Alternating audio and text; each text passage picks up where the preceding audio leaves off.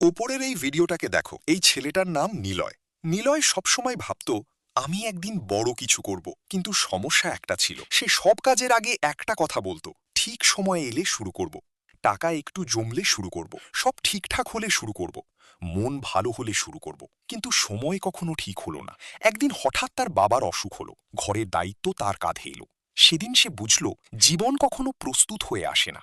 সেই রাতেই সে সিদ্ধান্ত নিল ছোট থেকেই শুরু করবে। সে বড় স্বপ্ন দেখা বন্ধ করল না, কিন্তু ছোট কাজ শুরু করলো। প্রতিদিন 1 ঘন্টা নতুন কিছু শিখত, প্রতিদিন একটু একটু করে নিজেকে বদলাতো। প্রথমে কেউ বিশ্বাস করেনি, বন্ধুরা বলেছিল তুই পারবি না, কিন্তু সে এবার আর থামেনি। 1 বছর পর তার আয় আগের থেকে 3 গুণ হলো। 2 বছর পর যারা তাকে নিয়ে হাসত, তারা তার কাছেই পরামর্শ চাইতে এলো। নিলয় তখন বুঝল সাফল্য বড় কোনো লাভ নয়, এটা ছোট ছোট প্রতিদিনের সিদ্ধান্তের ফল। আমাদের সবার জীবনেই সমস্যা আছে, অপেক্ষা আছে, অজুহাত আছে, কিন্তু সত্যিটা হলো ঠিক সময় কখনো আসে না। যেদিন তুমি শুরু করো সেদিনই সময় ঠিক হয়ে যায়।